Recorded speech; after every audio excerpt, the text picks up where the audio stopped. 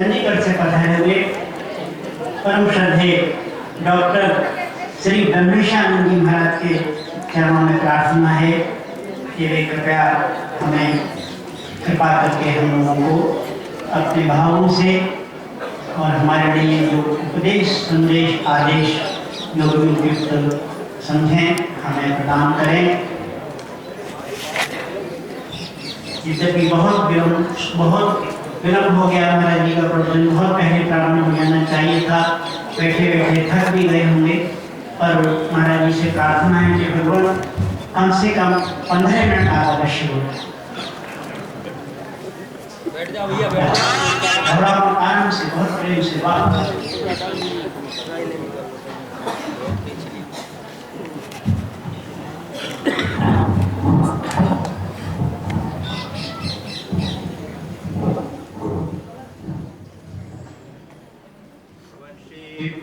वंशी विभूषित करात्मलीरदाभात पीताम्बराधरुणबिम्बफलाधरोषात् पूर्णेन्दु सुन्दर मुखादरविन्द नेत्रात् कृष्णात् परं किमपि तत्त्वमहं न जाने। स्थापकाय च धर्मस्य सर्वधर्मस्वरूपिणे अवतारवरिष्ठाय रामकृष्णाय ते नमः। मंचासी समस्त परम पूज्य महात्माओं सन्यासी बंधुओं को मेरा सादर प्रणाम। उपस्थित भक्तिमती माताओं, विद्वत सज्जनों, संक्षेप में मैं अपना वक्तव्य प्रकट करूंगा। पूज्य महाराज श्री अखंडानंद जी महाराज के साथ रामकृष्ण मिशन का 3 स्तरों पर संबंध रहा है। मैं रामकृष्ण मिशन से हूँ और मैं आपके वक्तव्य को उसी संक्षेप में रखने का प्रयत्न करूँगा।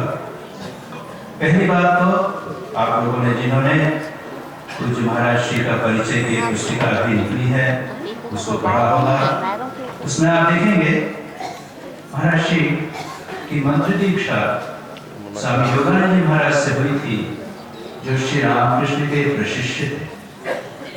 इसका अर्थ यह है कि एक प्रकार से आध्यात्मिक परंपरा की दृष्टि से, गुरु परंपरा की दृष्टि से श्री रामकृष्ण महाराज जी के गुरु थे। और वही गुरु शक्ति जो युगावतार श्री रामकृष्ण के रूप में अवतरित हुई थी, वही शक्ति महाराज श्री के माध्यम से कार्य करती रही और जिसका परिणाम हम आज यहाँ पर देख रहे हैं। इस दृष्टि से मुझे अत्यंत प्रसन्नता होती है कि मैं भी उसी गुरु शक्ति का आश्रय लेकर आपके समक्ष यहाँ पर उपस्थित हूँ और एक बड़ा घनिष्ठ संबंध हमारा अंततोगत्वा वो श्री रामकृष्ण की गुरु शक्ति ही सभी सर्वत्र कार्य कर रही है। और इस संदर्भ में मुझे एक बात और याद आई। यहाँ पर वृंदावन में ही एक महात्मा हमारे रामकृष्ण मिशन के ब्रह्म के पुरुष जगदानंद जी हुआ करते थे। वे कहा करते थे कि माँ की कृपा से, माँ जगदम्बा की, माँ शारदा की कृपा से मुझे ब्रह्मज्ञान हस्तामलकोत प्राप्त है। वे ब्रह्म के पुरुष थे, शास्त्रीय श्रोत्रिय थे और यहाँ पर आते थे। जब भी आते थे तो शास्त्र पाठ प्रारंभ करते थे। एक बार अस्वस्थ थे, देहरादून कंकड़ इत्यादि में थे, वहां से यहाँ आए इस हॉस्पिटल में। आज जैसे ही आए सब सन्यासी वृंद ने महाराज शास्त्र शुरू कीजिए, पढ़ाई शुरू कीजिए। अच्छा भाई चलो कल से शुरू करो। बैठे, उपनिषद प्रारंभ किया तो कहने लगे, अच्छा ये बताओ श्री रामकृष्ण को ब्रह्म ज्ञान क्या शास्त्र अध्ययन से हुआ था? याद रखिए, श्री रामकृष्ण निरक्षर, उन्होंने शास्त्र अध्ययन कुछ पढ़ा नहीं। क्या स्वामी विवेकानंद को ब्रह्म ज्ञान शास्त्र अध्ययन से हुआ था? सब चुप रहे। उन्होंने कहा किसी को ब्रह्म ज्ञान शास्त्र पढ़ने से नहीं होता। कैसे होता है? गुरु कृपा से। और ये गुरु कृपा एक इतनी महत्वपूर्ण बात है, बिना गुरु कृपा के आप पुस्तकें पढ़ जाएंगे, कुछ नहीं होगा। महावाक्य तो है सबके सामने, हम ब्रह्मास्मि तत्त्वमसि, आप उस पर विचार कीजिए। नहीं, गुरु के मुख से सुनना पड़ेगा तब हो। और इस दृष्टि से मुझे मेरी प्रसन्नता होती है कि एक ही भगवान श्री राम कृष्ण की गुरु शक्ति सर्वत्र कार्य कर रहे हैं। तो पहला स्तर है रामकृष्ण मिशन का और पूज्य महाराज श्री का संपर्क इस गुरु परंपरा के माध्यम से। दूसरा, सैद्धांतिक दृष्टि से भी महाराज श्री और रामकृष्ण मिशन की विचारधारा में समानता है। एक बार श्री रामकृष्ण अपने भक्तों के साथ बैठकर वैष्णव धर्म की चर्चा कर रहे थे। उन्होंने कहा, वैष्णव धर्म के 3 सिद्धांत हैं। पहला जीवे दया, पहला था नामे रुचि, दूसरा जीवे दया और तीसरा वैष्णव पूजन। बंगाली में कहा नाम में रुचि, भगवान के नाम में रुचि होना चाहिए, क्योंकि नाम और नाम ही अभेद है। 3 बोलकर उन्होंने व्याख्या की, नाम और नाम ही अभेद, यह बात कही। उसके बाद जब वह जीव पर दया, इस बात की चर्चा करने लगे तो श्री रामकृष्ण समाधिस्थ हुए। श्री रामकृष्ण का मन इतना पवित्र था कि जिस विचार पर वे, जिस विषय पर वे ध्यान करते थे, एकाग्र करते थे, वो तत्काल एकाग्रता की चरम स्थिति ही तो समाधि है। और समाधि की स्थिति में जब व्यक्ति जाता है तो एक नया ज्ञान आलोक से प्राप्त होता है। जीव पर दया, इस सिद्धांत, इस विषय, इस आइडिया पर जब उन्होंने मन को एकाग्र किया, समाधिस्थ हो गए। और समाधि से जब सामान्य स्तर पर आए तो वो कहने लगे, जीव पर दया, जीव पर दया। अरे कि जानी कोई मानव, तू जीव पर दया, दया क्या करेगा? अब मानव समस्त ब्रह्मांड में अगर आप देखें तो कीड़े जैसे ही है। हमारे जीवन कैसा क्षणिक है, एक छोटी सी सुई हमको मार सकती, और हम इसी पर दया करें? श्री रामकृष्ण कहते हैं नहीं, दया का अधिकार केवल भगवान को। जीव पर दया नहीं, दया नहीं, शिव ज्ञान से जीव सेवा। हमारे सामने जो व्यक्ति खड़ा हो, जो गरीब, जो दुखी, जो पीड़ित, जो रोगी, जो भूखा है, वो भगवान है। तुम्हारे सामने आया, उसकी सेवा करो, यह सोचकर कि वह भगवान है। तुम धन्य हो इस प्रकार से, उसने तुम्हें आपकी सेवा का अवसर दिया। शिव ज्ञान से जीव सेवा। स्वामी विवेकानंद उस समय युवक थे, नरेंद्र नाथ के नाम से पास में बैठे हुए थे। उन्होंने जब ये सुना, उन्होंने कहा, आज तो मुझे एक नया आलोक प्राप्त हुआ। ये वेदांत का जो एक नई व्याख्या प्राप्त हुई है। वेदांत में अहम ब्रह्मास्मि तो बोला जाता है, जीवो ब्रह्मैव नापरः। शंकराचार्य कहते हैं, श्लोकार्थेन प्रवक्ष्यामि, वो कहते हैं ब्रह्म सत्यम जगत मिथ्या, जीवो ब्रह्मैव नापरः। ये वेदांत का सार है। तो हम ब्रह्म सत्य जगत मिथ्या को महत्व देते हैं। वो जीव जो है वो ब्रह्म है, हमारे सामने बैठा हुआ व्यक्ति ब्रह्म है, इसको हम भूल जाते। यही अद्वैत वेदांत का सार, प्रैक्टिकल वेदांत, व्यवहारिक जीवन में वेदांत। स्वामी विवेकानंद ने कहा कि अगर अवसर मिला तो इसका मैं प्रसार और प्रचार करूंगा, और उन्होंने किया। रामकृष्ण मिशन की स्थापना की और मेरा अवसर हुआ, सौभाग्य हुआ कि 22 वर्ष तक स्वामी विवेकानंद द्वारा प्रारंभ किया रामकृष्ण मिशन वाराणसी का जो सेवाश्रम है, उसमें रोगी नारायण की डॉक्टर के रूप में सेवा। महाराज श्री ने इस सिद्धांत को स्वीकार किया।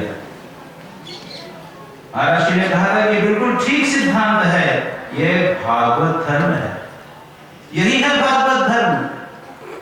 भागवत में तो कहा भी गया है कि अगर कोई पूजा अर्चा करता है मंदिर के अंदर, भगवान श्री कृष्ण की यहाँ उपासना की, राधा कृष्ण की वहां की, शिव जी की उपासना मंदिर में की, लेकिन जो गरीब है, मेरे दुखी दरिद्र है, उनकी अगर सेवा नहीं करता है तो मैं उसकी सेवा को स्वीकार नहीं करता। भागवत बताता है, महाराज जी इसको स्वीकार करते। ये दूसरा स्तर है।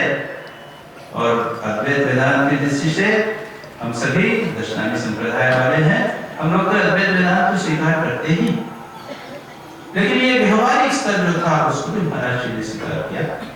मैं आज प्रातःकाल गया था, आपकी जो डिस्पेंसरी है उसको देखने गया था, मुझे बड़ी प्रसन्नता हुई कि महाराज जी ने उसको प्रारंभ किया। उनको एक निष्ठावान डॉक्टर मिल गए, उसको लेकर उन्होंने उसको व्यवहारिक वितरण किया। और तीसरा व्यवहारिक स्तर पर भी रामकृष्ण मिशन सेवाश्रम, ये पास में है, बंगाली अस्पताल या पहले शायद बंगाली अस्पताल बोलते थे, जो भी हो, वो सेवाश्रम है। मुझे पता चला कि यहाँ पर महाराज जी के पास जो लोग दान देने के लिए आया करते थे, उन लोगों को महाराज जी कहते थे कि 50%, 50% हमको दो, 50% हम वाराणसी से सेवाश्रम में जाके दान दें। तो ये बहुत महत्वपूर्ण बात है। हमें यह भी देखना है, भारत में अभी एक शिक्षाविद ने शिक्षा की अवस्था के बारे में बात की थी। भारत की आर्थिक अवस्था के बारे में हमें सोचना पड़ेगा।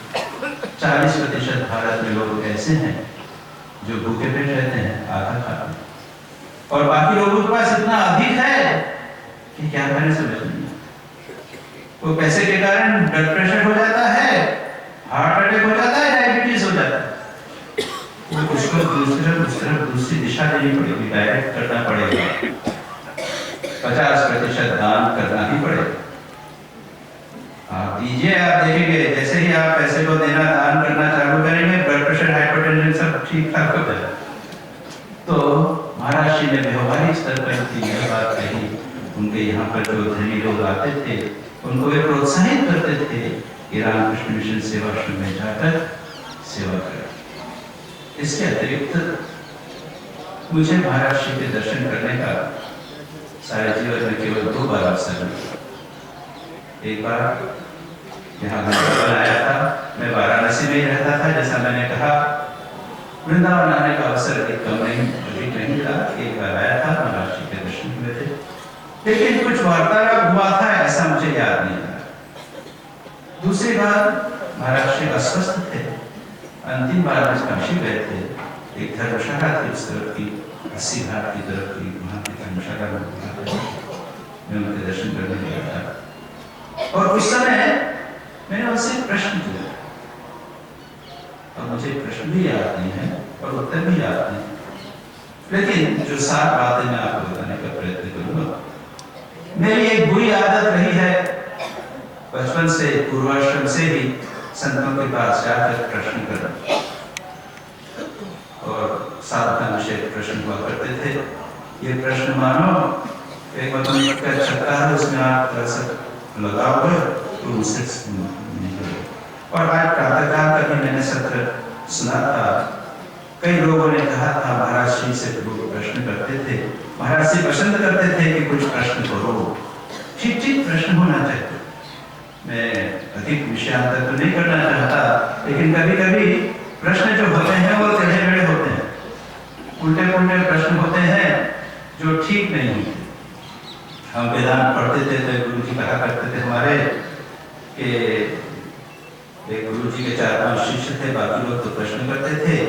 एक तो अनपढ़ जैसे थे, वो ऊंट की सेवा करते थे। अरे तुम भी तो कुछ प्रश्न करो। दूसरे दिन आकर उसने प्रश्न किया, तो विचित्र सा प्रश्न। ने कहा कि महाराज घोड़ा हमारा जो ऊंट है वो अपने घास, चना और पानी एक ही मुंह से लेता है, जब निकालता है तो दोनों दो अलग करके पानी और दोनों अलग निकाल कर देता है। ये कोई प्रश्न हो? ऐसा प्रश्न नहीं। तो प्रश्न हमने कुछ भक्ति पर प्रश्न किया, लेकिन महाराज जी की न जाने कैसी मनस्थिति थी उस समय, यह सब पूछा जाए तो उनका भाव ही यह था, उन्होंने ज्ञान पर उत्तर दिया। मेरा वेदांत तो अध्ययन है, लेकिन मैं थोड़ा सा भक्ति प्रधान हूँ। भक्ति प्रश्न किया, उसका उत्तर उन्होंने ज्ञान प्रधान दिया। और तब मुझे लगा कि ज्ञान और भक्ति में विरोध नहीं है। ये तो वेदांत में सर्वविदित है। मधुसूदन सरस्वती जी को अगर आप पढ़े हैं तो वो तो कहते ही ज्ञान और भक्ति में विरोध नहीं, भक्ति की चरमावस्था में ज्ञान और ज्ञान की चरमावस्था में भक्ति, दोनों बराबर। तो जो हो, यह एक बात मुझे पता लगी और दूसरी बात यह भी लगी कि महाराज जी को इतना कष्ट होते हुए भी पेट में कैंसर हो गया था, काफी कष्ट होता था, कष्ट होते हुए भी ज्ञान में पूर्ण रूप से प्रतिष्ठित। और यही बात हमारे जिनका जगदानंद जी महाराज की मैंने चर्चा की आपसे की, यहाँ पर जो थे प्रभु के महापुरुष, उनमें भी यही बात थी। जो कहते थे कि ब्रह्म ज्ञान हस्तामलक मुझे प्राप्त है, और वो भी कहते थे मां की कृपा से, ज्ञान और भक्ति को मिला के भगवत कृपा से, गुरु कृपा से प्राप्त हुआ। तो भक्ति भी है, ज्ञान भी है।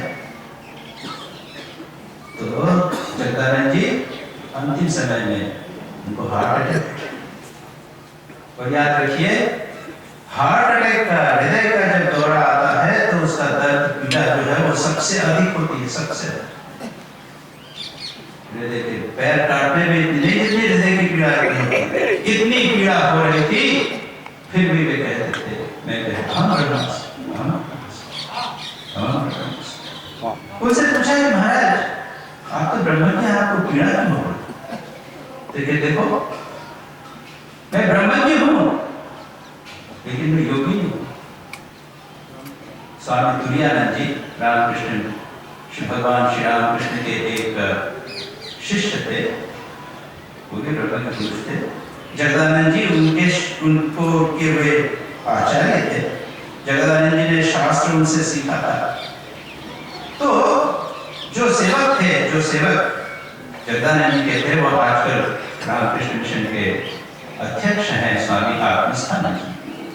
उन्होंने प्रश्न किया कि महाराज आपको कष्ट हो रहा है, जब तुरानंद जी को तो नहीं होता था, लेकिन तुरानंद जी ज्ञानी भी थे, योगी भी थे, तो अपने मन को इच्छा मात्र से अपनी पीड़ा के स्थान से हटा दिया करते। तो श्रेष्ठता तो यह बात है, लेकिन जैसा शास्त्रों में कहा गया है, विभिन्न प्रकार के ज्ञानी होते हैं, ज्ञान में फर्क नहीं होता। कृष्ण भोगी शुभस्त्यागी राज्यो जनक राघव वशिष्ठ कर्म करता चल ते एते ज्ञानी न समाः। कृष्ण तो भोगी, सुखदेव परम त्यागी, राघव और जनक राजा, वशिष्ठ कर्मकर्ता मुंफट स्वाहा पुरोहित, क्रियाकलाप भिन्न, व्यवहार भिन्न, ज्ञानी न समान, सबके सब एक प्रकार की।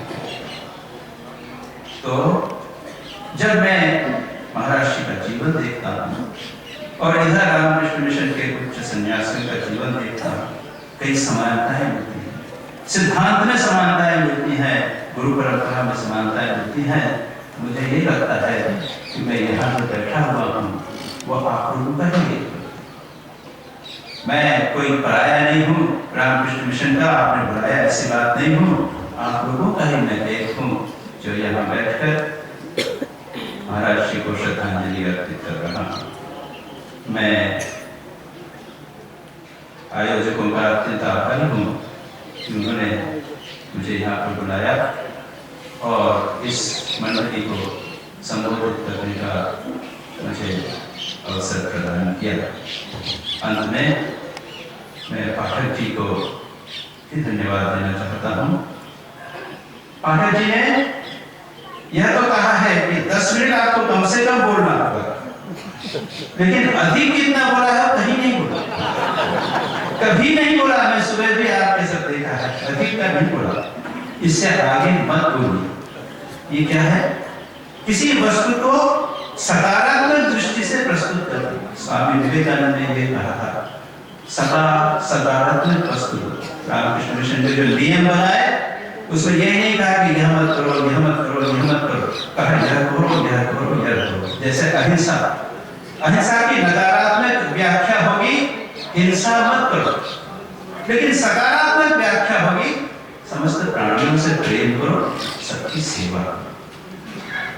तो मैं समझता हूं कि पाठक जी ने अपनी सीमाओं में रहकर भी कार्यक्रम को अत्यंत सुंदर ढंग से संचालित किया है। वे हम सभी के प्रशंसा के आभार के पात्र हैं। श्री राम जय राम जय जय राम।